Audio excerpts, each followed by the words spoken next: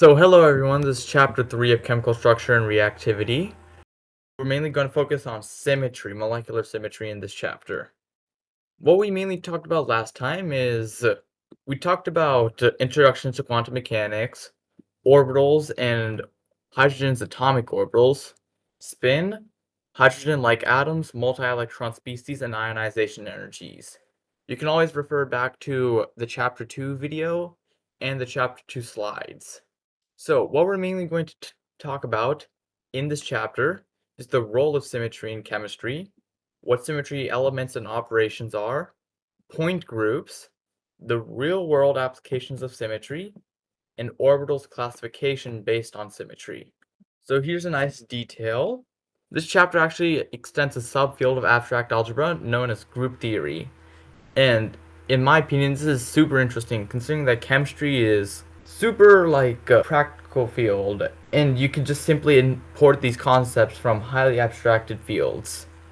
So group theory mainly studies what are known as algebraic groups, which are just algebraic structures. And these structures contain certain operations which can be done on something. So in this case, we're studying groups that contain symmetry operations. So you may be wondering why I have that Mandelbrot set image. Here's a nice detail. From first glance, you can see that the famous Mandelbrot set has a line of symmetry. So, if you think of this, reflecting that image of the Mandelbrot set along that line of symmetry will make it look the exact same. Thus, that line of symmetry constitutes a symmetry operation in terms of just 2D space. So here's our introduction. So humanity has always had a knack for symmetry, and for some reason, we like it if our appliances look perfect when split on a symmetrical line. And especially when the outside world gives us a taste of symmetry, such as in nature or like trees or plants. So, of course, this tendency to recognize symmetry is a great philosophical matter, but of course we're talking about chemistry here.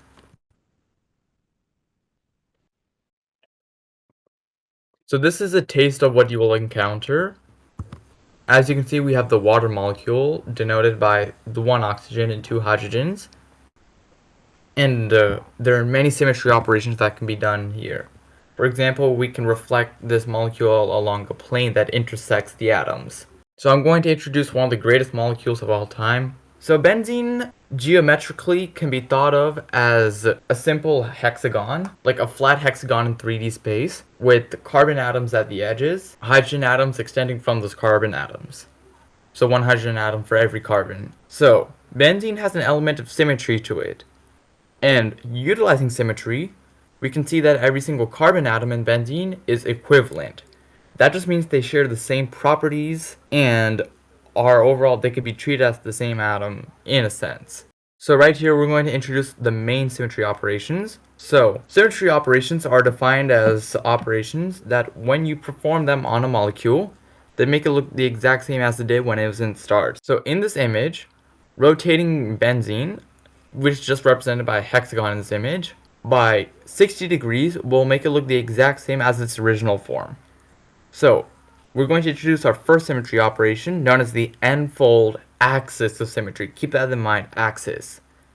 So, this means that a rotation by 360 divided by n degrees around this axis yields identical form, which is known as Cn. So you have that n as the subscript.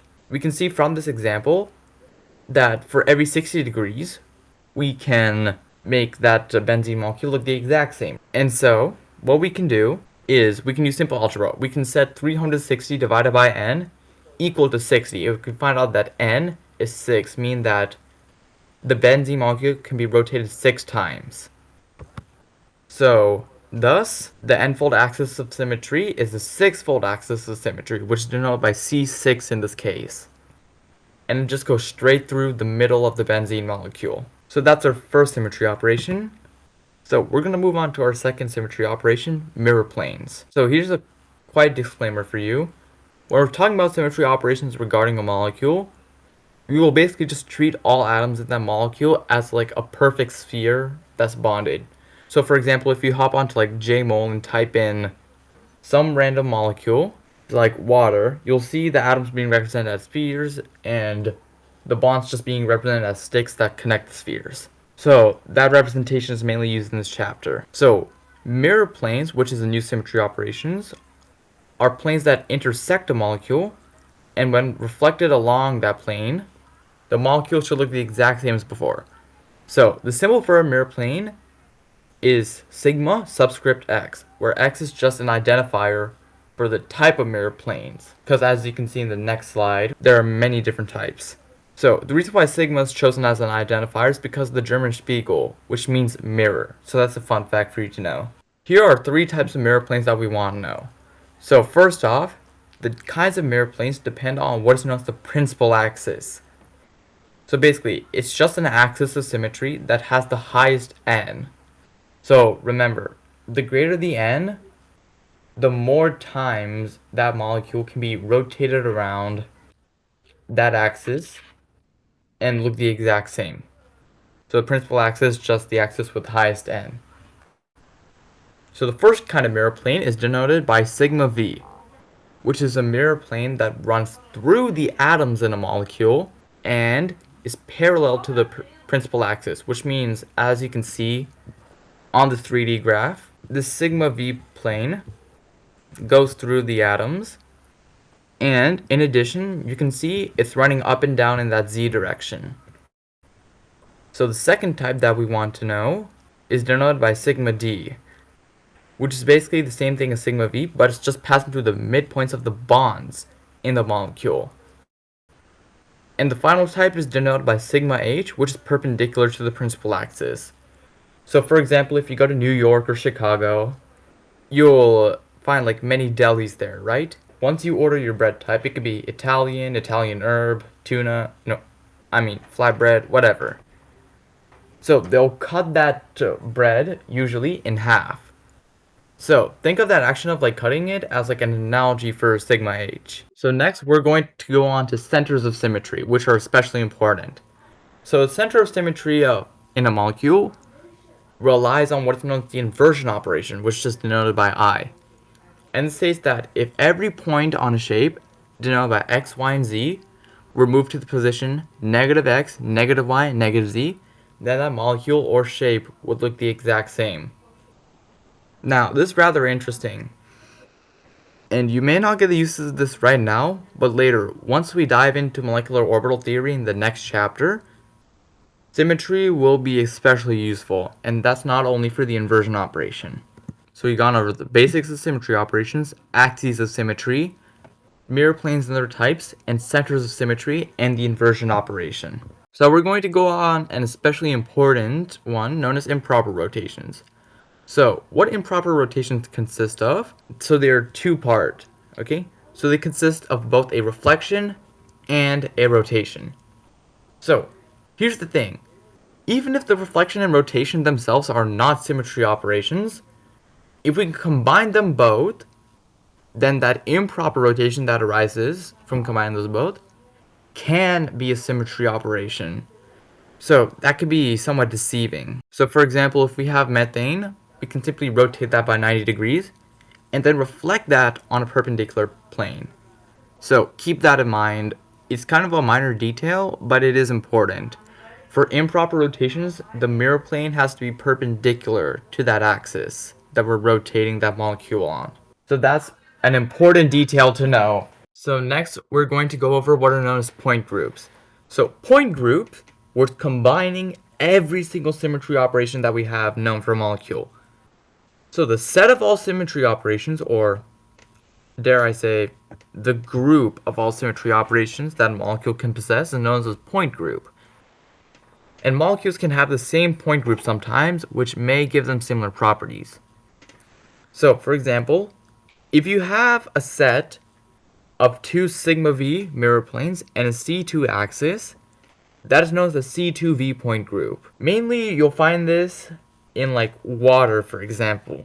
And point groups are an easy classification for every single symmetry operation that a molecule has, because you can just simply package, repackage, as long as you know that symmetry operations from one molecule to another are the same.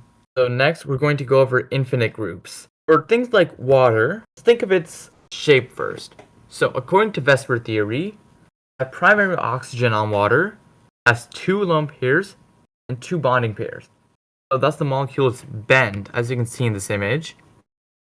However, for molecules that are linear molecules actually have infinite symmetry operations that can be done on them, and thus they belong to extremely special point groups. For example, linear molecules and diatomics that are heteronuclear. What this means is that for the diatomic, the atoms just have different identities. These two belong in the C infinite V point group. Homonuclear diatomic molecules, or molecules such as CO2, because you have that central atom, and you have 2 of the same kind of atoms bonding to that in a linear shape, they belong to D infinity H.